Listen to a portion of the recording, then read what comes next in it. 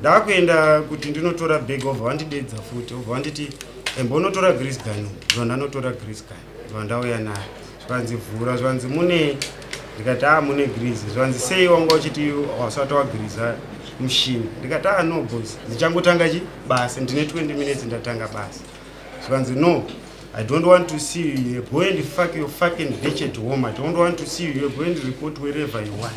Kuda vakangondidzinga hawo basi. Vasina kubatana nini kana nemhuri yangu. Vakangoti basa rako rapera tauya nomumwe munhu ndofunga ipapo. Vakandituka zvekutaura kuti ndosaka wakaremara ziso unetsanga. Ndosaka go and fuck your fucking bitch. I don't want to see you here. You are an asshole. Ndichiudziwa ini. I don't want to deliberately hurt people. That's not what the goal is for our job or anything. We're not there to do that. So, but yes, out of irritation, I can be honest and say yes, I was probably swearing. Yes.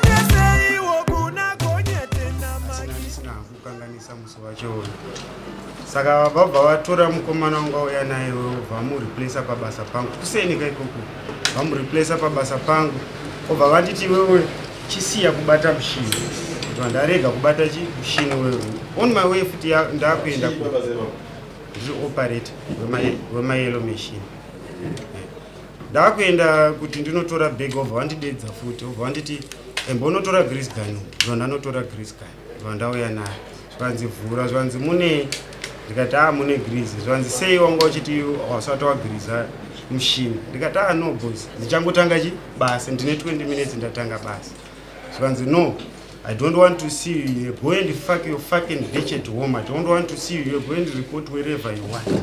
Saka mashoko eyayo inini hangu ndakaona kunge zvepabasa aita sei apfuura kuti ndorwadziswa kunzi ndodzingwa basa ndotanga futi ndotukwa kuda vakangondidzinga hawo basi vasina kubatana nini kana nemhuri yangu vakangoti basa rako rapera tauya nomumwe munhu ndofunga ipapo ndaikwanisa kuti ndainzwisisa zvavataura ndo zvakazondipa kuti vatienda noripota kwaunoda kurwa kuti mutemo hapana asi kwandinoziva kune mutemo wekuti ndingakwanisa kubatsirwa regai ndinoripota nyaya yangu kuna mama ndo pandakazoya ndichiripota nyaya yangu ndeyekutuka kudzingwa basa echara wavo aripo. So what's your name, Mr.? William. Mr. William? Yes. You know this guy? Yes. He happens to be your worker, isn't it? Yes, he's our operator, one of our operator drivers for the yellow machines. For the yellow machines. Yes. Yeah, what he is trying to tell us here is like, I don't know, sometime the date is not there, but sometime maybe. When was that? Did he know? Pani 1 week man. Maybe sometime a week ago, you came with you brought another employee, isn't it, to replace this guy? No, he was a hired contractor. Or he was just a hired contractor? Yes. Not replacing anyone? No, he was just a hired contractor. Okay. He was supposed to do his work within a certain period of time. There was a job on a big loader, big loader, SL60 Shantu. It's a very big machine. Yes. So one of the pins had broken in half due to no grease, which was part of the problem. So in order to put those pins back in, you have to pull the machine up like this. It's quite a hard job to do. When I came for work, it was probably about 4:30 in the afternoon. Teacher owner over here was trying to do this job and was failing, and I could see it been failing for about 40 to 30 minutes, and he was also damaging the machine at the same time. So I said, please, can you get out the loader? You're clearly not able to do the job, so please, in order to not damage the machine further, please, I will get someone who can do the job. So, and I said I will bring him in the morning. So then, as I brought him in the morning, the instruction was not to touch the machine after that, because I wanted to see the job done under my supervision in order to prevent further damages. And when I arrived in the morning, I see the machine had been touched again. And under whose instruction, I don't know. I wasn't there, so I don't know who touched the machine or what happened. The previous day you told him not to continue with the machine. Yes, I said this machine must be here and no one must touch the machine. And so that loader driver was initially brought there just to be hired for about an hour to do that job. And then that's when I proceeded to Rasta and ask him a question. Why is this machine being touched? Well, And you gave an order. Yeah, it was just and then that's when I asked him, because the previous complaints came from my mechanic for the loader that the machine's not being greased by Tichaona. So that was the complaint that came in. And then to my findings, now the loader pin is snapped in half due to no greasing. And then I asked him Sorry? Okay, on that part I think maybe it has been understood. Yeah. Then there's another part. Now. Yeah, so this is the next part. So then he's now in the TLB, so I called him and I said to him, have you greased the machine? And he said, I haven't greased the machine because there's no grease. And we have a protocol in the morning where the machine must be checked. So I said, okay, well, let's go and see the grease gun in order to see if there's no grease or not. So there was a full tin of grease in the workshop. Yeah. So then, it's just like a couple of incidents now. So I said, all right, well, obviously there's a bit of argument and a bit of emotion involved, but yes, and maybe I spoke a bit harsh where there were other people around, which I can say that probably wasn't the right thing to do. And then I just said to him, please go to your room, because obviously he stays on site. I said, please go to your room, relax there, don't do anything, just, you can sit there and I will contact Vine and we will contact you and then we will sort the matter further. The thing of talking about his wife and using that language, no, I didn't use that language. I don't know the status of Rasta's marital affairs or girlfriends or anything, so I don't see why I should be saying things like that, and I didn't say that.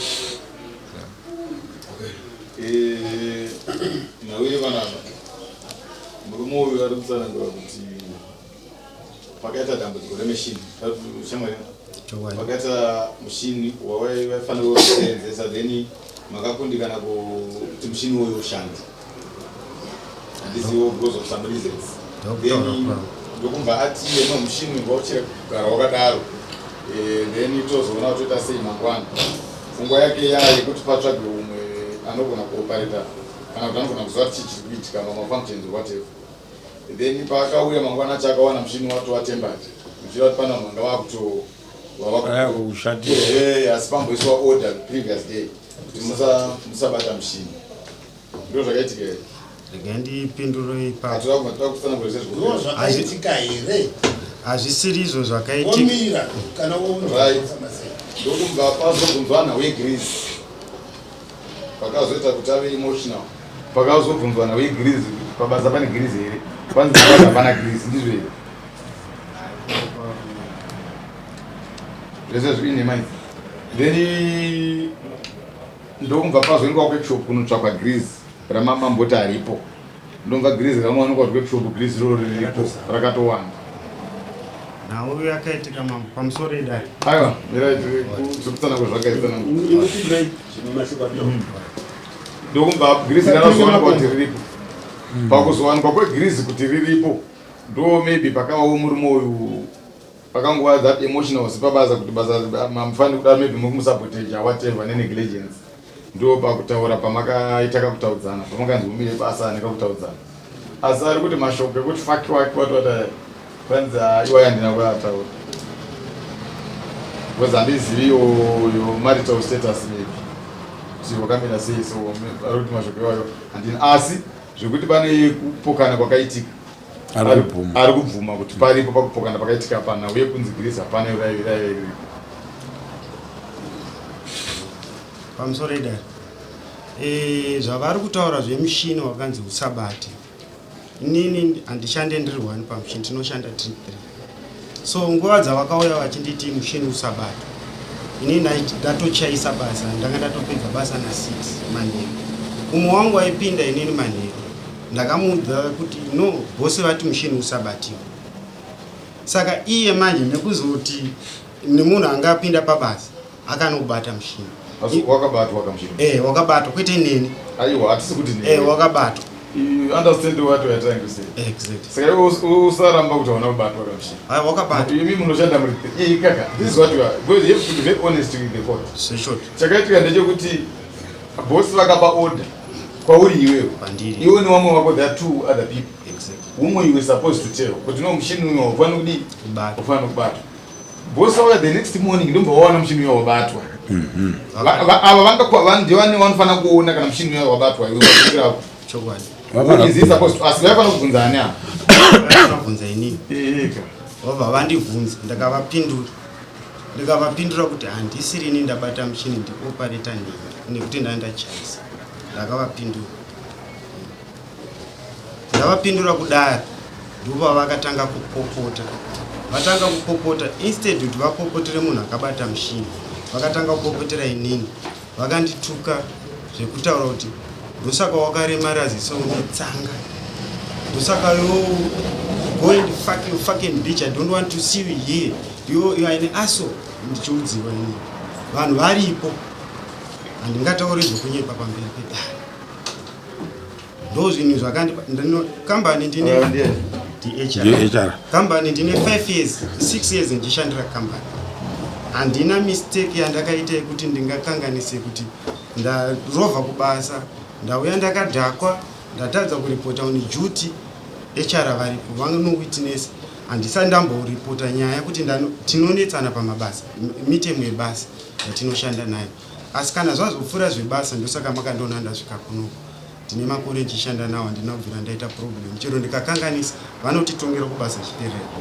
Unoona kuti kudi yama yangu ini ndikutuka kuti uyu vanakakutuka anga ari wrong.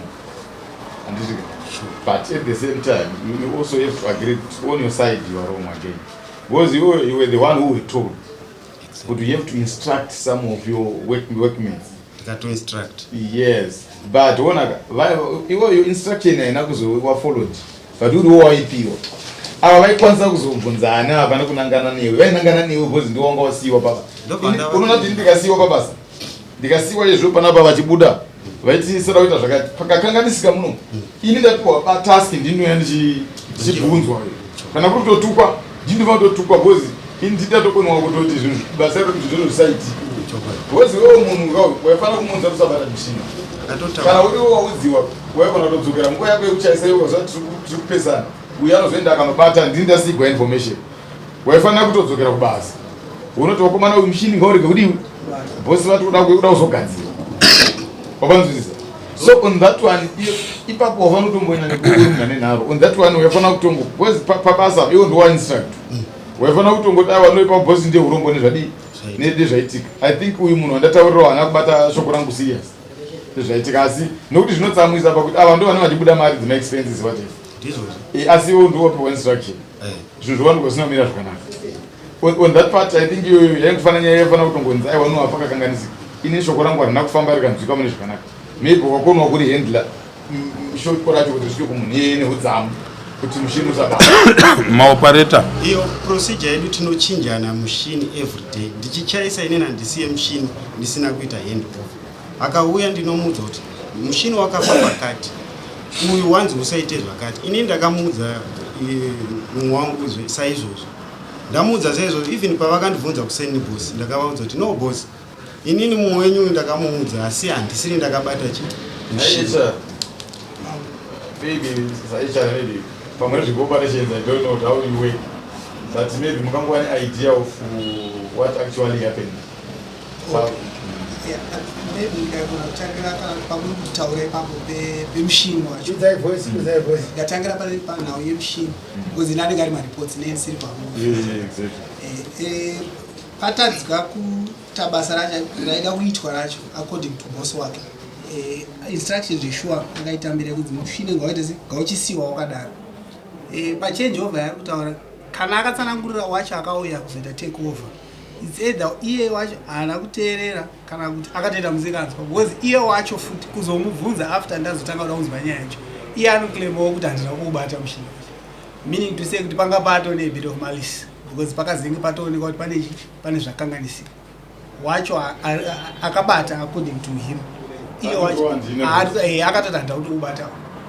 Saka at the same time pakubvunzana pache ipapo I think pakazoagitator boss wavo is kushaya clarity yacho, pamwe dai akangotaura kuti no zveshuwa ndinda kubata nandisina kunzwisisa, probably nyaya yava igonanga in terms of kutadza kunzwanana kwanga kwaitika panyaya yemishini. Alright, very uyu murume uyu ane wakaita simple foot. Pamareport enyu anondochi report yekutanga yakatobva kwaari achindifonera paanga anzi amire basa nabosi wake, saka ndobva ine akangonditsanangura kuti ndanetsana nechi ndanzi ndimire basa ndokana kuti anoina handisi around, but it's not a problem, iwo ita se garako kumba ini ndoya ndozita se tozogadzana yache ndasvika ndanzwa.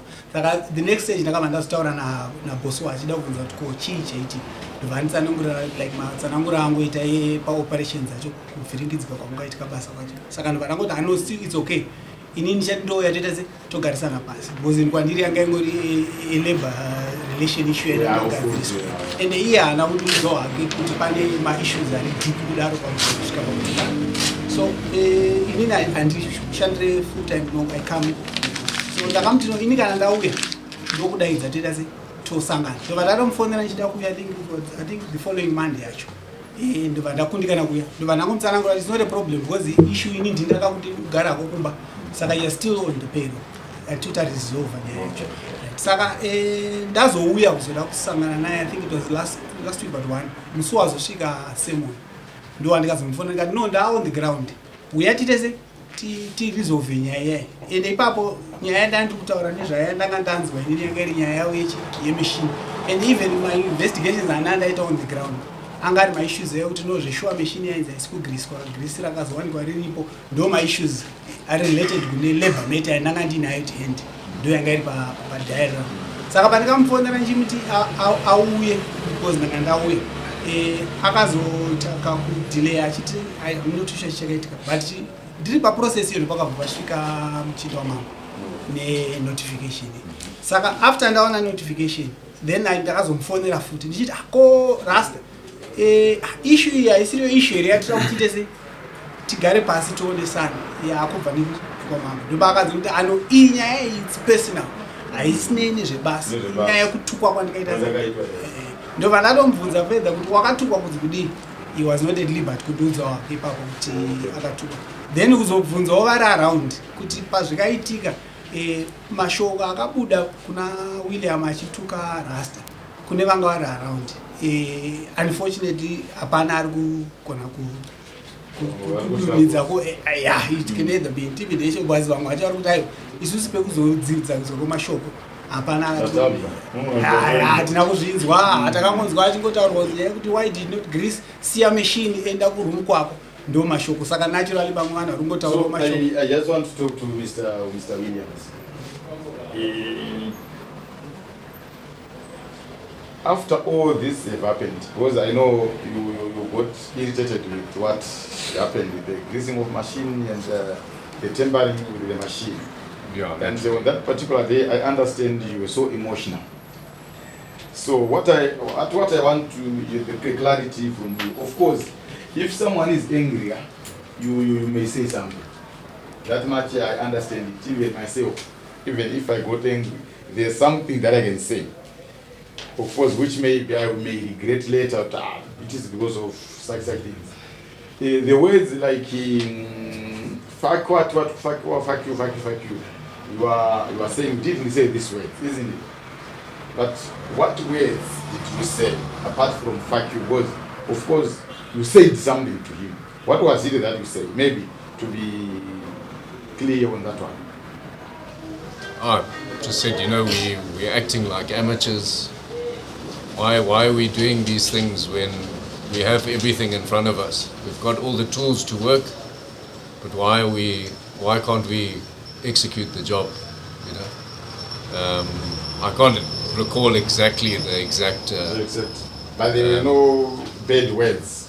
Look, I probably was swearing a bit, but swearing in terms of scolding him and saying you're to go and what he said, that's quite bad to say, honestly. I don't want to say it. But look, yeah, swearing, yeah, fuck I can say, but Fuck.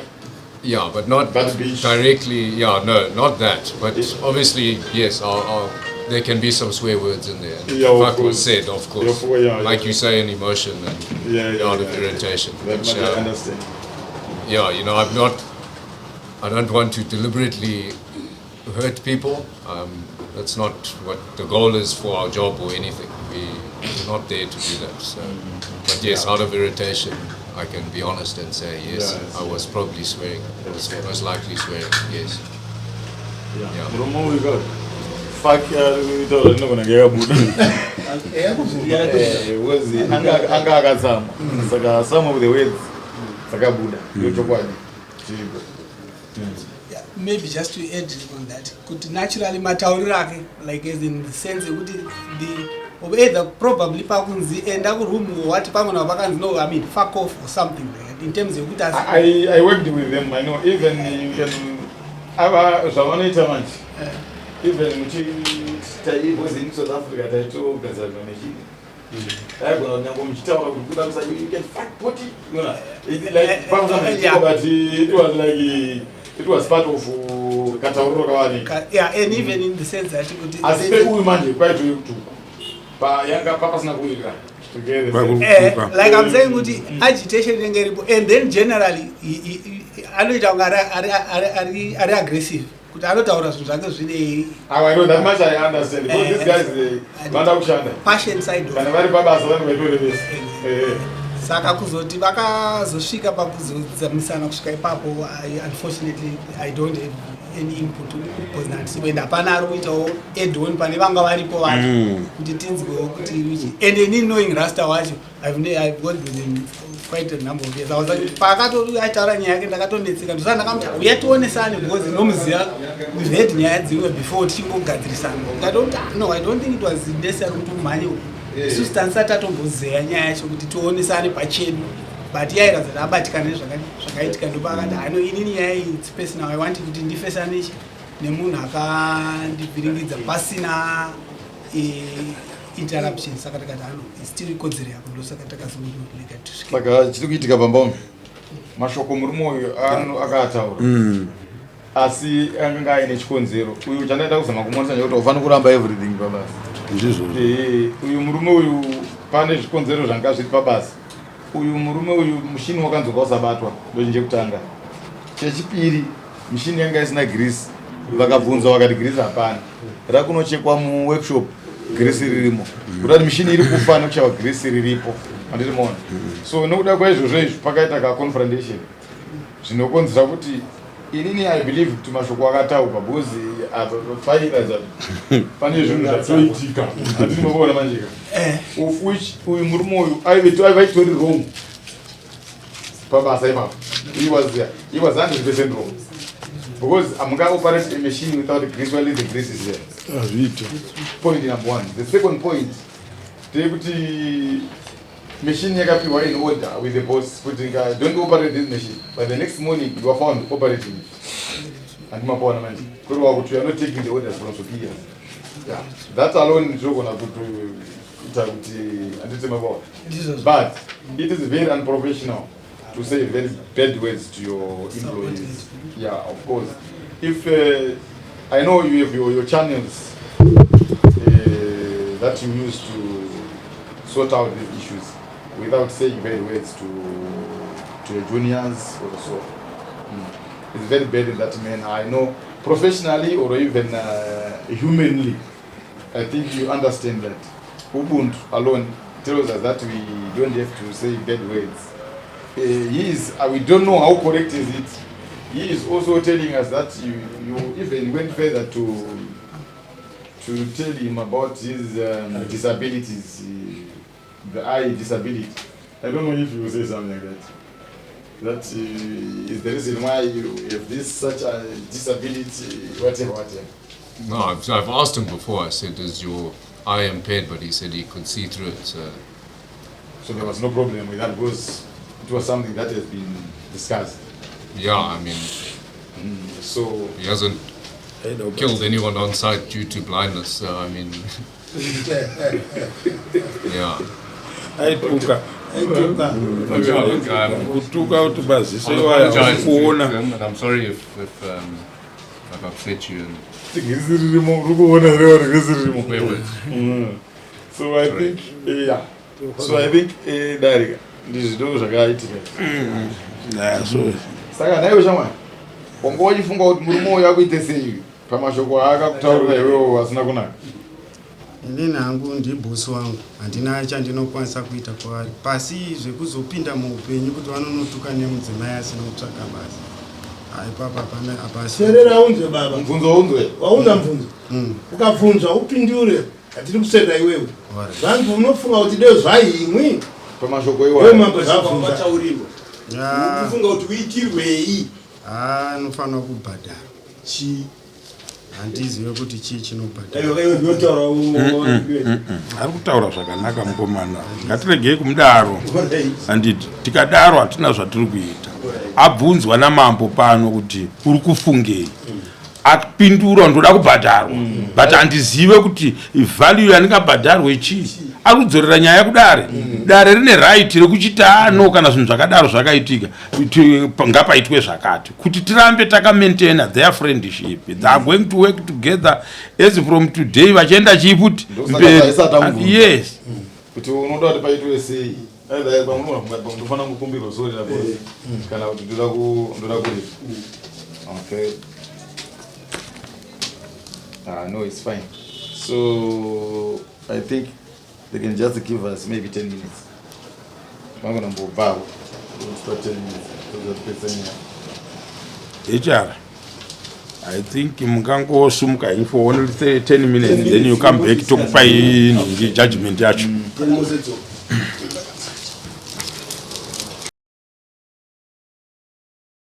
Oka mudara isusu chishuwo chedu ndechekuti kana panhu panenge patadzirana vanhu umwe kana achichema mutemo wedu unoti atadzira umwe pakatadziranwa panhu ipapa but chinhu chakanyanya kunoipa pachiri kuona kwangu pakaita vamwe vanogona kunge vari kunze handitika matauriro anga achiita mukomana uyo anonzi tichawo nenhau yabhosi wakewo vanhu vari kuratidza kuti nyangwe dai vaitotaurirana zvataurwa nachangamira vanhu vaitotaura vakatopedzerana vakawirirana. So isusu chishuwo chedu ndechekuti varume vanenge vatadzirana zvisazoita advantage yekuti zvizoendesa umwe kumba tozofunga kuti munhu akazodzingwa pabasa pamusaka pekuti akanga akomplaina kuti atadzirwa hatizofara sedare. Isusu we expect kuti kana vanhu vatadzirana vanoita reconcile vogarisana votove varume handiti mapona. So isusu kuna Williams maonero ataita pakatauriranwa mashoko atingati mavulgar words ataatambire kuchivanhu. Ndambotaura infact pataitaurirana tiri panze paya kuti makanda bedzi anogona kusiyana but tiri vanhu tese. Chinangwa chedu ndechekuti kana vanhu vauya kuzoshanda munzvimbo medu tinenge tichiexpecta kuti pane bepa reEIA ratinosaina isusu seumambo ratinenge tichiti paitika job creation yaitwa mudunhu medu. Mudunhu medu muchange musina mbavha. Mudunhu medu mhondi dzichaita shoma nekuda kwokuti tapuhwa basa rekuti vana vawane chekushanda. So mhosva yakadai tinosibhadharisa mombe kana tasvora but tazoona kuti vanhu vachona kutaurirana muchiti zvikadai tanga tichigutsikana kuti vanhu pakangoita misunderstandings maybe dai vakawana akavapa mukana wekuti endai mugare pasi mungadai makataurirana. Saka tinoda mbudzi 4 kuti Williams abhadhare mbudzi 4 kana kuti 35 times 4 mbudzi. Atinoti kuchizezuru isusu makuku nekuti sorry hama yangu ushamwari hwedu hungapere nenzira yakadai. Handiti mawana wobhadhara mbudzi 4 nehwai yamambo yemashoko iwayo kwamambo manje anenge akunzi aiwa chibhadharai hwai yechenuro yekuti aiwa mudunhu mambo havangazofara kuti mugarisane makadii makadaro. So 35 by 4 metsi 140. Handitika kureva kuti kana kuri kuchizezuru kwedu imbudzi imwe chete nehwai. Saka ndo zvatoda kuti abhadhare then wobhadhara hwai 100 US kudarira mambo. Saka kureva kuti $240 zvese zvakadaro. Mukunza echa nainzwa ndaitambira ndaro. You understood? Fine. $35 per month, which is by 4, that's 140 there towards the.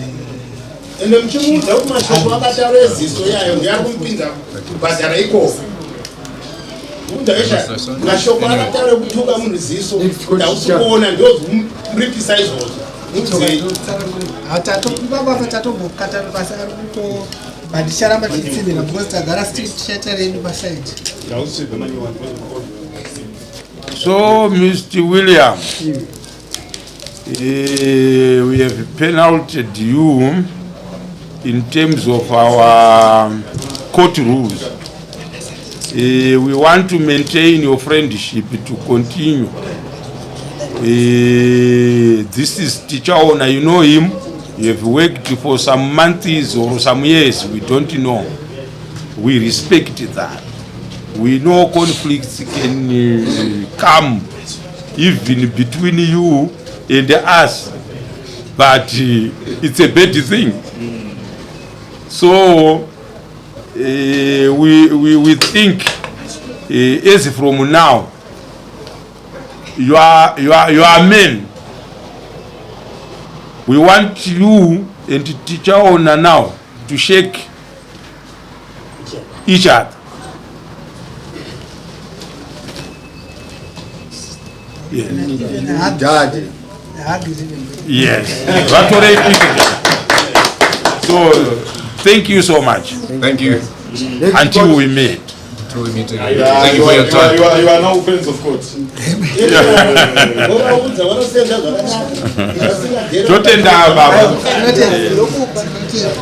Teacher, be a man enough. Zapera izvo taura naye chara moinda kubasa shandirai vamhuri. No problem.